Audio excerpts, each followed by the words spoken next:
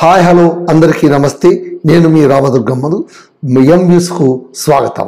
So ఈరోజు Kannada big boss షోలోన nomination ప్రక్రియ చాలా హోరాహోరీగా సాగింది. ఈ నామినేషన్స్లోన హైలైట్స్ మీకు పాయింట్స్గా చెప్పాలంటే, మొట్టమొదట శోభా శెట్టి హనుమంతు మధ్య వాగ్వాదం జరిగింది. శోభా శెట్టి హనుమంతు చేసినటువంటి నామినేషన్ను అస్సలు ఒప్పుకోదు. ఆమె ఎదురు తిరుగుతుంది. ఆ ఎదురు తిరగడాన్ని కెప్టెన్ మంజు సహించరు. కెప్టెన్ మంజు గట్టిగా కేకలేసినా కూడా ఆమె అక్కడి నుంచి కదలదు. అంత రచ్చరచ్చగా మారిపోతుంది. ఆ తర్వాత త్రివిక్రమ్ మోక్షిత్ మధ్య కూడా నామినేషన్ ఇలాగే సాగింది. మోక్షిత త్రివిక్రమ్ను గోముఖ వ్యాఘ్రంగా అభివర్ణిస్తే, త్రివిక్రమ్ మోక్షితను 2 తలల నాగుపాముగా అభివర్ణిస్తారు. ఆ తర్వాత మనకు చైత్ర, ఆ తర్వాత రజిత్, వీళ్ళిద్దరి మధ్య జరిగినటువంటి నామినేషన్ ప్రక్రియ కూడా చాలా హోరుగా సాగుతుంది. చైత్రను వ్యంగ్యంగా ఈ రజిత్ బాస్ బాస్ అని పిలుస్తుంటారు. అందుకోసమే ఆమె చేసిన ప్రతి నామినేషన్ కాజుకు కూడా బాస్ ఇందుకోసం నన్ను నామినేట్ చేస్తున్నారు, ఇందుకోసం నన్ను నామినేట్ చేస్తున్నారు అని చెబుతూ చివరికి ఆమెకు గట్టి వార్నింగ్ ఇస్తారు. బాస్, మిమ్మల్ని ఇంటి నుంచి బయటికి పంపించాకే నేను ఇంటి నుంచి బయటకు వెళ్తానని చెప్తారు. ఇది నామినేషన్ ప్రక్రియ రంజుగా సాగింది. ఎలా సాగింది, ఏంటి, ఏం కథ, బిగ్ బాస్ సామ్రాజ్యంలోన మంజు మహారాజ్ నేతృత్వంలోన ఈ నామినేషన్ ప్రక్రియ ఎలా సాగింది అనేది డీటెయిల్గా మనం తెలుసుకుందాం. విషయానికి వెళ్లే ముందు దయచేసి నా ఛానల్ని సబ్స్క్రైబ్ చేయండి, లైక్ చేయండి, షేర్ చేయండి. పదే పదే చెబుతున్నానని అనుకోవద్దండి. మీరు సబ్స్క్రైబ్ చేస్తే తప్ప ఈ ఛానల్ ముందుకు వెళ్ళదు. అంతా మీ చేతుల్లోనే ఉంది. దయచేసి సబ్స్క్రైబ్ చేయండి. ఇక నామినేషన్ విషయానికి వస్తే, ఈసారి బిగ్ బాస్ హౌస్లోన నామినేషన్ ప్రక్రియను చాలా వెరైటీగా డిజైన్ చేశారు. ఏంటంటే ఇదొక సామ్రాజ్యం, బిగ్ బాస్ సామ్రాజ్యం. ఈ సామ్రాజ్యంలోన అధిపతి వచ్చి మంజు మహారాజు కాబట్టి ఆయన ఆధ్వర్యంలోనే నామినేషన్ ప్రక్రియ మొత్తం సాగుతుంది. అక్కడ కొన్ని ఫోటోలు పెట్టింటారు, సభ్యుల ఫోటోలు ఒక టేబుల్ పైన పెట్టింటారు. ఆ తర్వాత బాణం, విల్లు 2 ఉంటాయి. విల్లును పట్టుకోవాలి, బాణంతో బొమ్మను గుచ్చాలి. గుచ్చి ఎదురుగా ఉన్నటువంటి 2 ఆర్చుల్లాగా, హాఫ్ ఆర్చుల్లాగా ఉంటాయి. ఆ ద్వారం గుండా అలా వదలాలి. అంటే ఏంటి, తాము ఎవరినైతే ఇంటి నుంచి బయటికి పంపించాలి అని అనుకుంటారో ఆ సభ్యుడి బొమ్మను బాణానికి గుచ్చి వదిలేసి ఇంటి నుంచి బయటికి పంపించినట్టు సింబాలిక్గా చూపించాలి. ఇది చూడ్డానికి చాలా బాగుంటుంది. ఎందుకంటే అది సామ్రాజ్యం, రాజుల కాలం కాబట్టి బాణం, విల్లు ఆ కాలానికి సరిపడేలాగా ఒక ప్రాపర్టీ పెట్టి చేయించడం అనేది కొంచెం చూడ్డానికి బాగుంది. ఇక నెక్స్ట్, నామినేషన్ ప్రక్రియ చేయడానికి మరొక పద్ధతి ఎలా అనుకున్నారంటే, ఇక్కడ ప్రతి ఒక్క సభ్యుడు కూడా 2 నామినేట్ చేయొచ్చు. నామినేట్ చేసే ముందు కారణాలు చెప్పాలి. కారణాలు సరైనవిగా ఉండాలి. ఎలా పడితే అలా కారణాలు చెప్పడానికి వీలు లేదు. అంటే కారణాలు చెప్పిన తర్వాత నువ్వు చెప్పిన కారణం నాకు సరిపోలేదు అని గట్టిగా కేకలేసుకోవడం ఒక పద్ధతి. కానీ ఇక్కడ ఏంటంటే, సభ్యుడు వచ్చి నిలబడి మొదట ఒక వ్యక్తి పేరు పిలవాలి. ఆ సభ్యుడు వచ్చి నిలబడినప్పుడు వీళ్ళు పలానా వ్యక్తిని మేము నామినేట్ చేస్తున్నాం, ఇది మాకు అనిపించిన కారణం అని చెప్తూ ఆ కారణం సరైనది అవునో కాదో మహారాజు గారు నిర్దేశిస్తారు. ఆ మహారాజు గారు ఒకవేళ కారణాలు సరిగ్గా ఉంటే, కారణాలు సరిగ్గా ఉన్నాయి, మీరు నామినేట్ చేయొచ్చు అని చెప్తారు. ఆయన అనుమతి తీసుకున్న తర్వాత ఆ బాణాన్ని వదలాల్సి ఉంటుంది. ఒకవేళ నామినేషన్కు చెప్పినటువంటి కారణాలు సరిగ్గా లేకపోతే ఖచ్చితంగా ఎవరైతే నామినేషన్ ప్రక్రియ ప్రారంభించుంటారో వాళ్ళు నామినేట్ అయిపోతారు. ఇది మజాగా ఉంది. అంటే ఏంటి, సరైన కారణాలతో నువ్వు నామినేట్ చేయలేకపోతే నువ్వే నామినేట్ అయిపోతావు. ఈ విధంగా భవ్య నామినేట్ అయిపోయింది, చాలామంది నామినేట్ అయిపోయారన్నమాట. ఇక్కడ అసలు ఎందుకు ఇలా పెట్టారు బిగ్ బాస్ అంటే, అంతకుముందే అంటే ఈ లాస్ట్ వీకెండ్ సాటర్డే సండే రోజు హోస్ట్ సుదీప్ గారు, కిచ్చ సుదీప్ గారు మాట్లాడుతూ ఒక మాట అన్నారు సభ్యులతో. ఏంటంటే, మీరు నామినేట్ చేసేటప్పుడు జాగ్రత్తగా చేయాలి, సకారణాలతో చేయాలి, అకారణాలతో చేయకూడదు, సిల్లీ రీజన్స్ ఇవ్వకూడదు. మీరు సిల్లీ రీజన్స్ ఇచ్చి నామినేట్ చేస్తే ఆ నామినేషన్కు విలువే ఉండదు. పైగా ఎవరైనా ఒకరు నామినేట్ ఒక కారణం తీసుకుంటే మిగిలిన వాళ్ళందరూ అదే కారణంతో నామినేట్ చేయడం అనేది సరికాదు. ఒకరు మూడ్ సెట్ చేస్తారు, మిగిలిన వాళ్ళందరూ ఫాలో అయిపోతుంటారు. ఇది సరైన పద్ధతి కాదు అని చాలా గట్టిగా మందలించిన నేపథ్యంలో ఈసారి బిగ్ బాస్ హౌస్లో నామినేషన్ ప్రక్రియ ఇలా వెరైటీగా సెట్ చేశారు. అంటే ఏంటి, మహారాజు గారు ఆ కారణాలు సరైనవి అవునో కాదో నిర్ధారించాలి. ఆయన నిర్ధారించి ఆదేశించిన తర్వాతనే వీళ్ళు నామినేషన్ బాణాన్ని వదలాల్సి ఉంటుంది. నామినేషన్ ప్రక్రియలో ప్రతి ఒక్కరు కూడా కారణాలు చెప్పుకున్నారు, పాత కక్షలన్నీ బయట పెట్టుకున్నారు, ఒకరిపైన ఒకరు ఆరోపణలు. అన్నిటికీ మించి ఏంటంటే ఈ నామినేషన్ ప్రక్రియలోన బిగ్ బాస్ హౌస్లోన ఆడుతున్నప్పుడు మాట్లాడుతున్నప్పుడు ఆఫ్ రికార్డుగా ఒకరి వెనుక ఒకరు మాట్లాడుకున్న మాటలన్నింటినీ కూడా బయట పెట్టేటువంటి ఒక ప్రక్రియ సాగింది. ఒక రకంగా చెప్పాలంటే కొందరి ముఖాలపై ఉన్నటువంటి మాస్కులను తీసేటువంటి కార్యక్రమం కూడా ఈ నామినేషన్ ద్వారా జరిగిందని మనం చెప్పాలి. ఇంకా గట్టిగా చెప్పాలంటే నామినేషన్ అంతా సాగింది, ప్రతి ఒక్కరు కూడా కారణాలు చెప్పారు. కొన్ని కారణాలు సరైనవి, కొన్ని కారణాలు సరికావు, సరైన వాటికి అంగీకరించారు, సరికానటువంటి వాటిని నిర్ద్వంద్వంగా తోసిపుచ్చారు. ఇక్కడ మనం మంజు మహారాజు గురించి చెప్పుకోవాలి. ఆయన చాలా అద్భుతంగా ఆ పాత్రను ప్లే చేశారు. ప్రతి ఒక్కరు కూడా కారణాలు చెప్పినప్పుడు ఆ కారణం సరైనది అవునా కాదా అని ఖచ్చితంగా చెప్పగలిగారు.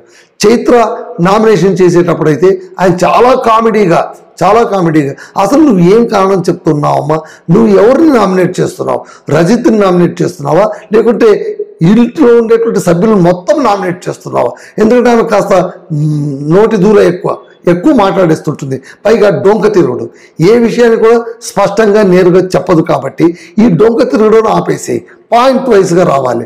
నీవు ఎందుకు నామినేట్ చేయాలనుకుంటున్నావు రజిత్కు చెప్పు, ఆ దాని ప్రకారమే చేయాలి. కానీ నువ్వు ఎక్కడెక్కడో అందరినీ కలుపుకుంటూ వస్తే ఎలా అని మంజు గారు గట్టిగా వార్నింగ్ ఇస్తారనమాట.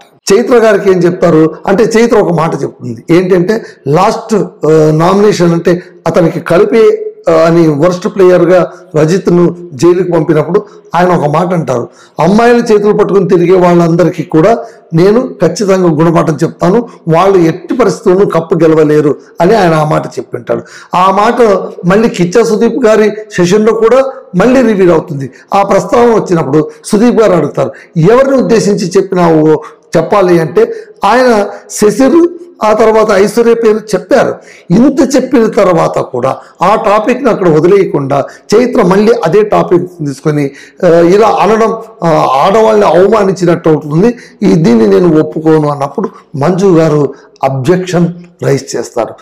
ఆయన ఒక పర్టికులర్ పర్సన్కు సంబంధించి ఆ కామెంట్ చేశారు. ఎవరి గురించి చెప్పారో అక్కడ సుదీప్ గారి ముందు కూడా ఆయన రివీల్ చేశారు. ఇంత రివీల్ చేసిన తర్వాత మళ్ళీ ఆ కామెంట్ని తీసుకొని మీరు జనరలైజ్ చేసి ఇంట్లో ఉండే ఆడవాళ్ళందరినీ కూడా ఈ సీన్లోకి తీసుకురావడం అనేటువంటిది సరైంది కాదు, మరొక కారణం చెప్పండి, ఈ కారణం ఒప్పుకోను నేను అని చెప్తాను. సో ఇలాగా కొన్ని కారణాలను ఒప్పుకోని చెప్పడం కూడా చాలా అద్భుతంగా ఉంటుంది. అయితే ఇంత బాగా మెయింటైన్ చేసినటువంటి మంజు మహారాజా కొన్ని చోట్ల కాస్త పార్షియల్గా కనిపిస్తారు. ముఖ్యంగా గౌతమి నామినేట్ చేసేటప్పుడు ఆమె చెప్పే కారణాలన్నింటినీ కూడా సూక్త కారణం అని చెప్తారు, ఈ కారణం సరైంది అని చెప్తారు. గౌతమి అక్కడ అద్భుతమైన కారణాలు ఏం తీయరు, ఆమె పాత కారణాలను తవ్వి తీసి నామినేట్ చేస్తున్నప్పుడు ఆ నామినేషన్ సరైందేనే అని చెప్పడం కొంచెం మాలాంటి వాళ్లకు అరే ఇలా చేశారే అని అనిపిస్తుంది. అలాగే మోక్షిత చెప్పినప్పుడు కూడా, మోక్షిత త్రివిక్రమ్ గురించి మాట్లాడుతూ ఆమె చెబుతుంది, ఈయన వెనక ఒక మాట ముందొక మాట అంటాడు, బాత్రూంలోన వాష్రూమ్ దగ్గర నా దగ్గర కూర్చొని మాట కలుపుతూ మీ దగ్గర పొటెన్షియాలిటీ ఉంది, మీరు బాగా ఆడితే ఇంకా పైకి వస్తారు, నాకు మీతో ఆడాలని ఉంది అని అంటారు. ఆ తర్వాత బయటకు వచ్చి మంజుతో ఎలా పడితే అలా మంజు గురించి కామెంట్లు చేస్తారు. చివరికి మంజు ఇతను కలిసి మంజుతో సఖ్యంగా ఉంటారు, ఒకరి గురించి మాట్లాడతారు, కామెంట్ చేస్తారు, మళ్ళీ వాళ్ళ దగ్గర పోయి సఖ్యంగా ఉంటారు. ఈయన చెప్పేది ఒకటి చేసేది ఒకటి, వెనక ముందు గేమ్ ఆడుతున్నారు. ఇప్పటికీ నాకు త్రివిక్రమ్ను చూస్తుంటే గోముఖ వ్యాఘ్రం లాగా కనిపిస్తారు అని ఆమె అంటుంది. అలా ఆమె అన్నప్పుడు త్రివిక్రమ్ చాలా రైజ్ అయిపోతారు. ఆయన తన నామినేషన్ చేసేటప్పుడు, మోక్షితను నామినేషన్ చేసేటప్పుడు ఇదే పాయింట్ని రైజ్ చేస్తారు. రైజ్ చేసి మోక్షిత మాత్రం తక్కువ తినదా, ఆమె గౌతమి మంజు దగ్గర ఉన్నప్పుడు వాళ్ళు చెప్పినట్టుగా విని వాళ్ళ మాటలు విని ఏమేమైతే వాళ్ళు మాట్లాడుకున్నారో బయటకు వచ్చిన తర్వాత తనకు అక్కడ ఇవ్వడలేకపోతున్నానన్న ఒక కారణంతో బయటికి వచ్చి తనేం చేసింది, అదే మంజు గురించి ఆమె ఎలా పడితే అలా మాట్లాడింది. మళ్ళీ నీవు డబుల్ గేమ్ ఆడట్లేదా, నువ్వు వెనక ఒకటి ముందు ఒకటి చేయట్లేదా, నన్ను గోముఖ వ్యాఘ్రం అన్నావు, నువ్వు మాత్రం తక్కువనా, నువ్వు 2 తలల విషపు నాగుపాము లాంటి దానివి, అసలు నువ్వు ఇంట్లో ఉండడానికి అనర్హురాలిని కొట్టిపడేస్తాను. దాన్ని సరైన కారణం అని చెప్తారు. మోక్షిత చెప్పిన దాన్ని కూడా సరైన కారణం అని చెప్తారు. మోక్షిత సరైన కారణం చెప్పి ఆ బాణాన్ని వదిలేటప్పుడు మంజు మహారాజు వచ్చి ఆమె చెయ్యి పట్టుకుని బాణాన్ని వదిలేటువంటి దృశ్యం చాలా అద్భుతంగా కనిపిస్తుంటుంది. సో ఇది బహుశా ముందు జరగబోయేటువంటి రేపటి ఎపిసోడ్కు ఇది ఒక నాందివాచకంగా మనం చెప్పుకోవచ్చు. ఎందుకంటే రేపటి ఎపిసోడ్లోన ఆ మంజు మహారాజుకు అనుంగు చెల్లెలుగా మహారాణి, చిన్న మహారాణి లాగా మోక్షిత క్యారెక్టర్లో ఎంటర్ అవుతుంది. సో ఇప్పుడు వీళ్ళిద్దరూ కలిపి బిగ్ బాస్ హౌస్ను ఎలా రూల్ చేయబోతున్నారు అనేది రేపు మనం ఆసక్తిగా గమనించవలసినటువంటి విషయం. ఇక మళ్ళీ నామినేషన్ విషయానికి వస్తాయి. ఎందుకంటే ఈరోజు మొత్తం కూడా నామినేషన్ గురించి జరిగింది. సురేష్ పైన నామినేషన్ చేయడం, సురేష్ గౌతమిని నామినేషన్ చేసినప్పుడు ఆయన ఒప్పుకోడు, మంజు సరైన కారణాలు నువ్వు చెప్పట్లేదు అని అంటారు. అలాగే సురేష్ గురించి గౌతమి నామినేషన్ చేసేటప్పుడు ఎక్కడో 2 వారాల క్రిందట ఆమె 3rd ప్లేస్లో ఉన్నప్పుడు ఏదో ఒక మాట అన్నారని ఆ మాటను పట్టుకుని నామినేట్ చేశావు, అది నాకు చాలా పెయిన్ అయింది అన్నప్పుడు మళ్ళీ ఆ విషయానికి మంజు మహారాజు ఎలా అంగీకరించాడో ఎవరికి అర్థం కాదు. ఎందుకంటే పాత కారణాలు తీయొద్దని చెప్పి పాత కారణాలతో మళ్ళీ నామినేట్ చేయకూడదు, ఒకసారి ఒకటి చెప్పిన తర్వాత దాన్ని మళ్ళీ క్యారీ చేయకూడదు అంటే ఈసారి నామినేషన్ ప్రక్రియలోన అటు ఐశ్వర్య గురించి కావచ్చు, భవ్య కావచ్చు, ఆ తర్వాత చైత్ర కావచ్చు, గౌతమి కావచ్చు, మోక్షిత కావచ్చు, త్రివిక్రమ్ కావచ్చు, అందరూ కూడా పాత కారణాలే తీశారు. చివరికి హనుమంతు కూడా పాత కారణాన్ని తీశాడు. సో ఇలా ప్రతి ఒక్కరు పాత కారణాలు తీయడం వల్ల ఏమవుతుందంటే చెప్పిన విషయమే మళ్ళీ చెప్పినట్టు అనిపిస్తుంది అంతే, అంతకు మించి పెద్దగా ఏమీ మనకు కనిపించదు. సో గౌతమి నామినేట్ చేసేటప్పుడు ఆమె చెప్పింది సరైన కారణాలని 2 సందర్భాల్లో అనడం, 2 నామినేషన్ ప్రక్రియల్లో అనడం కూడా ఎందుకో కొంచెం గౌతమి పట్ల పార్షియల్గా వ్యవహరించారా అనేటువంటి ఒక మాట అయితే అనిపిస్తుంటుంది. అలాగే భవ్య ఐశ్వర్య గురించి చెప్పేటప్పుడు ఆ కారణాలు సరిగా ఉండవు, తేలిపోతాయి, దాంతో భవ్యనే నామినేట్ చేస్తారు. భవ్య చేసిన 2 నామినేషన్లు కూడా సరైన కారణాలు కావని ఆమెనే నామినేట్ చేసేస్తూ ఉంటారు. అలాగే శశిర్ కూడా, శశిర్ని నామినేట్ చేసేటప్పుడు కూడా భవ్య శశిర్ని ఐశ్వర్యని ఇద్దరిని నామినేట్ చేస్తుంది. శశిర్ని నామినేట్ చేసేటప్పుడు కూడా నాకు మొదటి శశిర్ కనిపించట్లేదు అంటే మంజు ఒప్పుకోరు. మొదటి శశిర్ కనిపించట్లేదంటే అసలు ఏంటి, ఆయన ఉండే లోపం ఏంటి, ఆయన ఏమైనా రంగు మార్చాడా, రంగు మార్చుంటే కనుక ఉదాహరణలు చెప్పు, సంఘటనలు చెప్పు, అంతేగాని గాల్లో దీపం పెట్టినట్టు జనరలైజ్ చేసి స్టేట్మెంట్ ఇచ్చి నామినేషన్ చేయాల్సిన అవసరం లేదు అని చాలా ఖరాఖండిగా మంజు గారు చెప్పారు. దాంతో ఆమెను కూడా నామినేట్ చేసేస్తారు. సో ఈ విధంగా చేసినప్పుడు చాలా అంటే ఈ మొత్తం నామినేషన్ ప్రక్రియలోన మనకు చాలా ఆసక్తి కలిగించినటువంటి నామినేషన్లు 3 ఘట్టాలే. ఒకటి వచ్చి మోక్షిత, ఆ తర్వాత త్రివిక్రమ్, వీళ్ళిద్దరూ ఒకరినొకరు నామినేట్ చేసుకునేటప్పుడు ఒకరిపైన ఒకరు చాలా దురుసుగా మాట్లాడుకోవడం. ఇక్కడ విచిత్రం ఏంటంటే మోక్షిత త్రివిక్రమ్కు సంబంధించి సోషల్ మీడియాలోన వీళ్ళిద్దరి మధ్య లవ్ ట్రాక్ నడిస్తే బాగుంటుంది, వీళ్ళిద్దరు కలిస్తే బాగుంటుందని రకరకాలుగా ఇచ్చేస్తూ ఉంటారు. సో బయటేమో అలా జరుగుతూ ఉంటుంది, ఇక్కడ మాత్రం వీళ్ళిద్దరూ నిత్యం కొట్లాడుకుంటూనే ఉంటారు, ఒకరికొకరు నామినేట్ చేసుకుంటూనే ఉంటారు. మళ్ళీ బయట సోషల్ మీడియానేమో వీళ్ళిద్దరి పైన లవ్ ట్రాక్ వాళ్ళు సృష్టించుకొని ఆనందపడుతుంటే హౌస్లో మాత్రం వీళ్ళిద్దరూ బద్ధ శత్రువులాగా కొట్టుకుంటూ ఉంటారు. మళ్ళీ చూసేవాళ్ళకి ఇది కాస్త ఆశ్చర్యంగాను వినోదంగాను ఉంటుంది. దీన్ని పక్కన పెట్టేస్తే నెక్స్ట్ హనుమంత్ నామినేషన్ ఈసారి హైలైట్ అని చెప్పొచ్చు. హనుమంతుకు ఒక మంచి పేరుంది, ఏది ఉన్నా కూడా సీదా సాదాగా మాట్లాడతాడు, ఉన్న విషయాన్ని జట్పట్గా చెప్పేసి వెళ్ళిపోతాడు అని. సో ఆయన రాగానే ఎవరు నామినేషన్ తీసుకున్నారు, శోభ నామినేషన్ తీసుకున్నారు. శోభ శెట్టిని పిలిచి మీ క్యాప్టెన్సీ నాకు నచ్చలేదు, ఎందుకంటే మీరు క్యాప్టెన్సీలోనూ చాలా ఇబ్బందులు పెట్టారు, మీరు చాలా చోట్ల ఏదో తప్పు మాట మాట్లాడడం, తర్వాత సారీ అడగడం, అసలు మీరు ఆ తప్పు మాట్లాడకుండా ఉంటే సారీ అడగాల్సిన అవసరమే మీకు వచ్చేది కాదు కదా అని ఒక వ్యాలిడ్ పాయింట్ చెప్తారు. ఆ తర్వాత ఏమంటారంటే క్యాప్టెన్గా మీ బుద్ధిమంతనం కానీ మీ తెలివితేటలు కానీ నాకేమీ కనిపించలేదు. మేము కేవలం మంజు తెలివితేటలతోనూ ఇంకొకరి తెలివితేటలతోనే మేము ఆడి గెలిచాము అన్నప్పుడు శోభా శెట్టి గారు డైరెక్ట్గా ఒక మాట అడుగుతారు, మరి నీ తెలివితేటలు ఎక్కడున్నాయి? అదేంటి నా తెలివితేటలు నువ్వు చూడలేదా, నా ఆట నువ్వు చూడలేదంటే ఎక్కడ ఉంది ఆట, ఎక్కడుంది నీకు తెలివితేటలు అన్నప్పుడు వెంటనే వాడు చాలా తెలివిగా హనుమంత్ ఇలా మాట్లాడితే నేను ఇంకేం మాట్లాడతాను, మహారాజు గారు నా కారణాలు నేను చెప్పేశాను, మీకు ఇష్టం ఉంటే నామినేట్ చేయమనంటే బాణం కొడతాను, లేదంటే వెళ్ళి నా సీట్లో కూర్చుంటాను అన్నప్పుడు మంజు మహారాజు గారు మళ్ళీ ఇక్కడ హనుమంతు చెప్పిన కారణాలు చాలా సూక్త కారణాలు అని అన్నారు.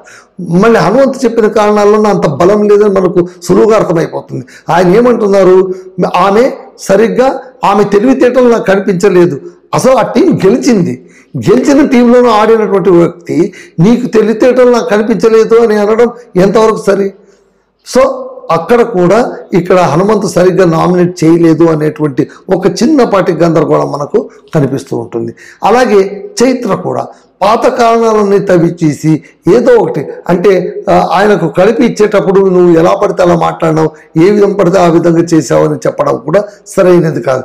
ఈవెన్ శోభా శెట్టి కూడా రంజిత్ని పిలిచి నామినేట్ చేసేటప్పుడు ఆమె ఏమంటుందంటే మీరు సరిగ్గా వివరించలేదు అని పాత కారణం చెప్తూనే ఆ పాత కారణం తర్వాత ఆమె ఇంకోటి కూడా చెప్తుంది, ఏంటంటే మీకు జైల్లో కూర్చున్నప్పుడు కాయగూరలు తరగాల్సిందిగా మీకు పంపిస్తే మీరు కావాల్సిగా లేట్ చేశారు, మాకు కిచ్చా సుదీప్ గారు చెప్పేంత వరకు కూడా మేము ఎప్పుడు భోజనం చేశామన్న విషయం మాకు తెలియదు, సాయంత్రం 4 గంటల దాకా అందరినీ ఆకలితో మార్చారు, అందుకోసమే నేను మీకు నామినేట్ చేస్తున్నామని. ఈ నామినేట్ని రజిత్ ఒప్పుకోడు, ఆయన తిరగబడతాడు. అలా కానే కాదు, నేను ఎప్పుడు చెప్పేశాను, పాత కారణాలు వెతికి కాదు కొత్త కారణాలు చెప్పండి అని ఆయన పట్టుబడతారు అనమాట. సో ఈ విధంగా హైలైట్గా ఇచ్చినటువంటి నామినేషన్స్ ఎవరెవరు అంటే త్రివిక్రమ్, మోక్షిత్, హనుమంత, శోభా శెట్టి, ఆ తర్వాత రజిత్, చైత్ర. ఈ 3 సెట్ల నామినేషన్లు చాలా హైలైట్గా నిలిచాయి, అందరూ ఆసక్తిగా చూశారనమాట. సో ఈ నామినేషన్ల ప్రక్రియ పూర్తయింది. ఇప్పటిదాకా నాకు అందుతున్న సమాచారం ప్రకారం ఇది సబ్జెక్ట్ టు ది కరెక్షన్ ఏంటంటే 8 మంది నామినేట్ అయ్యారు. ఇప్పుడు నామినేషన్ ఒకరు చెప్పిన తర్వాత నామినేట్ అయిన వాళ్ళతో పాటు క్యాప్టెన్ నేరుగా ఒకరిని నామినేట్ చేయాల్సి ఉంటుంది. సో చైత్ర, ధన్రాజ్, త్రివిక్రమ్, గౌతమి, శోభా శెట్టి, ఐశ్వర్య, శశిర్, ఆ తర్వాత భవ్యను క్యాప్టెన్ నేరుగా నామినేట్ చేశారు అని తెలుస్తుంది. ఇక్కడ మళ్ళీ గౌతమి ఉంటుందా నామినేషన్లో అనేది ఒకసారి మనం చెక్ చేసుకోవాల్సి ఉంటుంది. భవ్యను మటుకు డైరెక్ట్గా మంజు మహారాజా నామినేట్ చేసి ఉండొచ్చు. సో ఈ నామినేషన్ ఓవరాల్ ప్రక్రియ ఇది. కాకపోతే ఈరోజు ఎపిసోడ్లోన నిన్నటి ఎపిసోడ్లోన హైలైట్ పాయింట్ ఏంటంటే మంజు మహారాజు ప్రవర్తించినటువంటి తీరు, ఆయన అనలిటికల్ తీరు, ఆయన కెపాసిటీ, ఆయన మెయింటైన్ చేసిన క్యారెక్టర్ నుంచి బయటికి రాకుండానే మనం ఆలోచించాల్సింది ఏంటంటే ఆయనకు ఒక క్యారెక్టర్ ఇచ్చారు, ఏంటి మీరు మహారాజు అని. సో మహారాజుగా ఉంటూ ఆ క్యారెక్టర్ నుంచి బయటికి రాకుండా ఆ పాత్రను సమర్థంగా పోషిస్తూనే ఇంటిని మెయింటైన్ చేయడం అనేటువంటిది చాలా డిఫికల్ట్ టాస్క్. ఆ డిఫికల్ట్ టాస్క్ను చాలా అద్భుతంగా చేశారు మంజు మహారాజ్. సో మంజు మహారాజ్ రాజ టీవీ ఆయన ఇచ్చినటువంటి ఆదేశాలు, ఈవెన్ నామినేషన్ ఘట్టంలోన శోభా శెట్టితోన చాలా గట్టిగా మాట్లాడతారు. ఎందుకంటే శోభా శెట్టి హనుమంతు ఇచ్చినటువంటి నామినేషన్ ఆమె అంగీకరించదు. ఆమె ఏం చెప్తుందంటే నేను దీన్ని అంగీకరించను, నువ్వు సరైన కారణాలు నాకు చెప్పాలి అంటే అక్కడ మంజు మహారాజ్ మాట్లాడుతూ హనుమంతు చెప్పినటువంటి కారణాలు సరైనవి, సూక్తమైనటువంటివి అని నాకు అనిపిస్తున్నాయి, అందుకే నిన్ను నామినేట్ చేస్తున్నా అన్నప్పుడు అక్కడ శోభా శెట్టి ఊరుకోదు. ఆమె ఏమంటుంది, ఇది సరైన కారణాలని మీరే అన్నప్పుడు మళ్ళీ నన్ను వాదనకి ఎందుకు పిలిచారు, డైరెక్ట్గా నామినేట్ చేస్తే సరిపోయేది కదా, సరైన కారణాలను మీరే ఒక నిర్ణయానికి వస్తే నా వాదన కూడా వినకపోతే నేనేం చేయాలి, నా వాదనను మీరు వినాలి, వినకుండానే సరైన కారణమని మీరు ఎలా చెప్తారు అని నిలదీసింది. అలా నిలదీసినప్పుడు మహారాజు గారికి కోపం వస్తుంది. మహారాజుగా నేను ఆదేశిస్తున్నాను, ఇక్కడి నుంచి మీరు ఇంకా వెళ్ళండి అంటే నేను వెళ్ళను మహారాజా అని అలాగే మొండికేసి నిలబడుతుంది. ఆ మొండికేసి నిలబడినప్పుడు ఇంకొకరిని పిలుస్తారు, మరొకరు పిలిచండి నామినేషన్ పిలిచి అప్పుడు అంటారు నేను ఆదేశిస్తున్నాను, ఇక్కడి నుంచి మీరు కదిలి తీరాల్సిందే అన్నప్పుడు ఆమె వెళుతూ ఒక మాట అంటుంది, ఒకరికి ఒక న్యాయం ఇంకొకరికి ఇంకో న్యాయం చేస్తే మీరు మహారాజు ఎట్లా అవుతారు, అక్కడ ఆ సీట్లో ఎలా కూర్చుంటారని చెప్పి వెళ్ళి ఆమె కూర్చుంటుంది. ఒక రకంగా చెప్పాలంటే శోభా శెట్టి కాస్త వైల్డ్గా కనిపించడానికి తను ప్రయత్నిస్తుంది. హనుమంతు దగ్గర ఖచ్చితంగా ఆమె మాట్లాడింది, కానీ మరొక నామినేషన్లోన ఆమె ఓడిపోయింది. ఆమెనే నామినేట్ చేశారు. సరైన కారణాలు, రజిత్కు సరైన కారణాలు చెప్పకపోవడం వల్ల ఆమెను నామినేట్ చేయాల్సి వచ్చింది. సో ఇలాగా సరైన కారణాలు చెప్పలేని వాళ్ళు వాళ్ళే నామినేట్ అయ్యారు, సరైన కారణాలు చెప్పిన వాళ్ళను ఎదుటి వాళ్ళు నామినేట్ అయ్యారు. మొత్తం మీద ఈ నామినేషన్ ప్రక్రియ చాలా చాలా చాలా రసవత్తరంగా సాగింది. ఇంకా కమింగ్ ఎపిసోడ్లోన మరొక మలుపు ఏంటంటే, ఇక్కడ మంజు మహారాజు గారితో పాటు ఆయన ముద్దుల చెల్లెలు మోక్షిత చిన్న మహారాణిలాగా సభలో ప్రవేశపెడుతున్నారు. ఆమె క్యారెక్టర్ను చివరి నిమిషంలో చూపించారు. ఇంకా వాళ్ళిద్దరూ కలిసి రేపటి హౌస్ను ఎలా రంజుగా నడిపిస్తారు, ఈ అసలు బిగ్ బాస్ సామ్రాజ్యాన్ని ఎంత అందంగా నడిపిస్తున్నారు అనేది మనం రేపు తెలుసుకుందాం. సో ఇది నామినేషన్ ప్రక్రియ ఈసారి ఎందుకో నాకు కాస్త మీనింగ్ఫుల్గా అనిపించింది. ఒకే ఒక కారణానికి ఏంటంటే, ప్రతి ఒక్కరు కూడా సరైన కారణాలు చెప్పకపోతే మీరే నామినేట్ అయిపోతున్నారు అనే విషయాన్ని స్పష్టంగా అక్కడ చేసి చూపించారు. ఎవరైతే నామినేషన్ సరిగ్గా చేయలేదో వాళ్ళే నామినేట్ అయిపోయారు. కాబట్టి రేపటి నుంచి ఖచ్చితంగా ఈసారి నామినేషన్ సందర్భంగా పక్కా కారణాలు వెతకడానికి వాళ్ళు ప్రయత్నించాల్సి ఉంటుంది. సో ఇది ఇవాల్టి బిగ్ బాస్ షో సారాంశం and my real review. So మళ్ళీ మరొకసారి చెప్తున్నాను మిత్రులారా, ఈ ఛానల్ని మీరు సబ్స్క్రైబ్ చేసుకోండి. ఎంవ్యూస్ ద్వారా మరిన్ని విలువైనటువంటి కంటెంట్ మీకు అందించడానికి ప్రయత్నిస్తున్నాను. రేపు మరో ఎపిసోడ్లో బిగ్ బాస్ సామ్రాజ్యంలోన మంజు మహారాజుతో పాటు ఆయన ముద్దుల చెల్లెలు మోక్షిత మహారాణితో కలిసి వచ్చి ఏ విధంగా సందడి చేస్తారో రేపు మనం తెలుసుకుందాం. అంతవరకు సైనింగ్ ఆఫ్.